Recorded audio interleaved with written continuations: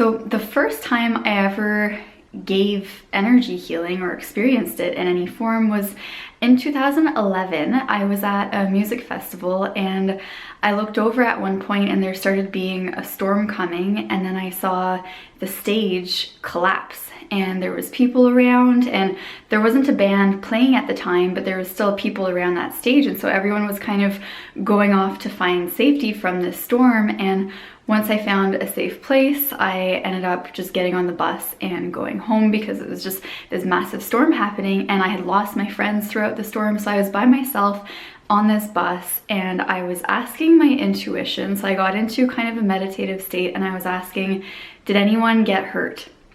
And the answer that I heard was yes.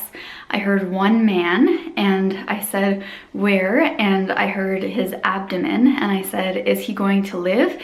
And the answer that I got is he doesn't want to.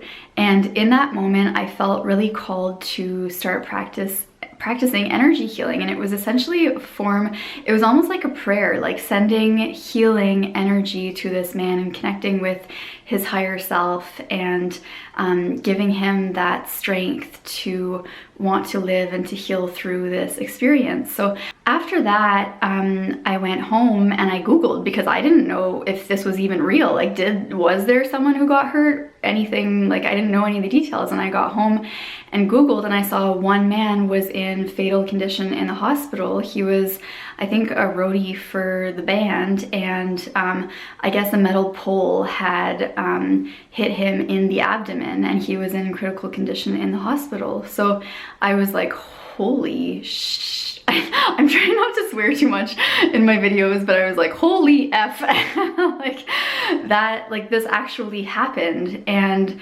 then, so time went on and I didn't think too much of it. And I mean, I was still sending out good thoughts for this man.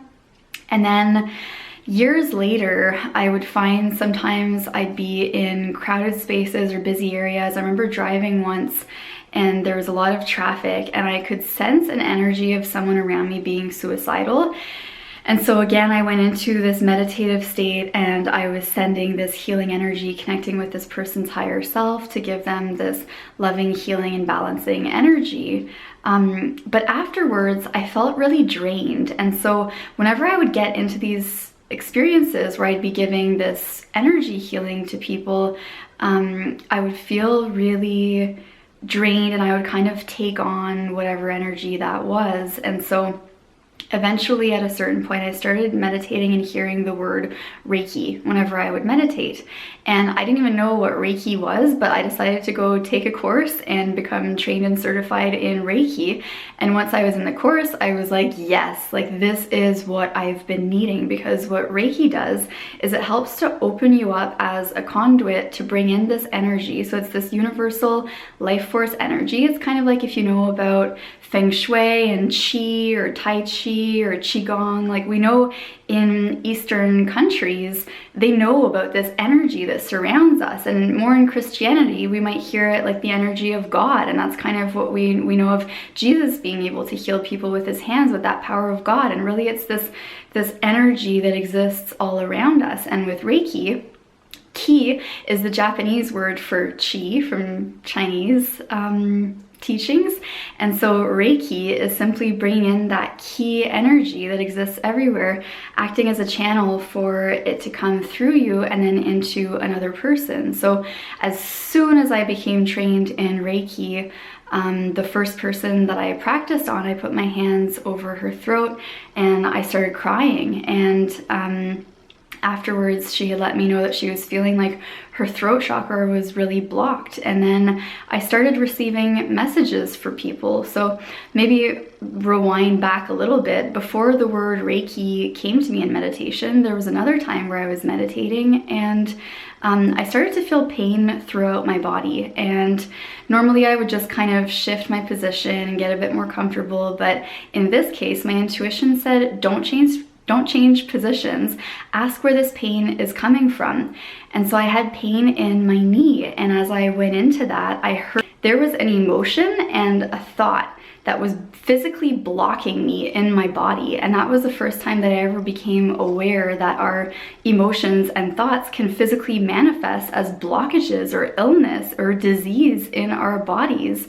Dis-ease is not being at ease. So whenever we aren't at ease in our emotions and our mind, then it can create dis-ease within our body as well. The two are tied. I mean, our emotions happen in our body. That's our feelings. We feel it. Same with the brain. And so I started getting really into Reiki, and I started being able to feel whenever I would give Reiki to other people blockages that they would have, and then I would feel messages for them. So I started receiving visions, and I would receive positive affirmations. So it's almost like clearing a blockage and replacing it with love and with a positive affirmation.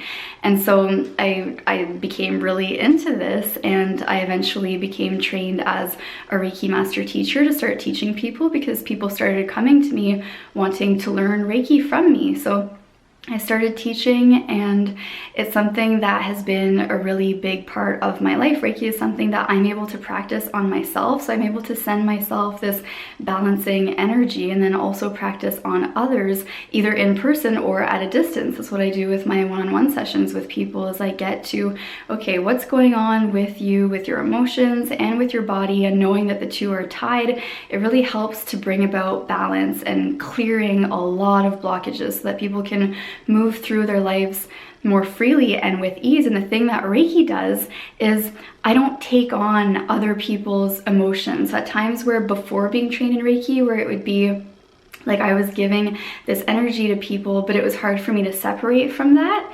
Whereas with Reiki, I'm being this channel and I'm giving this energy to people, and then I don't hold on to it afterwards. So it's created a really beautiful space for me to act as an actual vessel. It's like I'm a conduit for this healing energy to go to people, where I'm connecting with their higher self. So I'm not really connecting with any of the trauma or the pain on a lower vibrational sense. I'm actually connecting with their higher self and the version of them that's already healed and whole and complete. And I'm drawing in that energy of their own higher self, of their own inner power and their own thriving, that state of thriving, and I'm bringing that into the areas where there may be blockages. So if Reiki is something that you're interested in, or you're interested in anything related to energy healing, please let me know if you have questions, because I'd like to make some more videos for you guys on this. Also check the links in the description in case I do have other videos for you, because when we get trained in Reiki, we also understand where specific emotions can be in specific areas of the body. So it makes for a really wholesome way of healing. Like, let's say you get injured, you'll go to physio or massage, but then knowing also the emotional or mental blockage or energetic blockage that might be there with it can really help to balance it and clear it and heal it from a really wholesome perspective. So thank you guys for watching. Let me know if you have any questions. I'm actually offering online Reiki certification training, and it's a super simple, straightforward course to take. It takes about a day to complete, and you'll get an attunement from me personally, where I'm connecting with your energy and opening you up to be that vessel for this healing energy for yourself and for others. So thanks again for being here. Make sure to subscribe for more, and may you be happy, healthy, and free. Bye.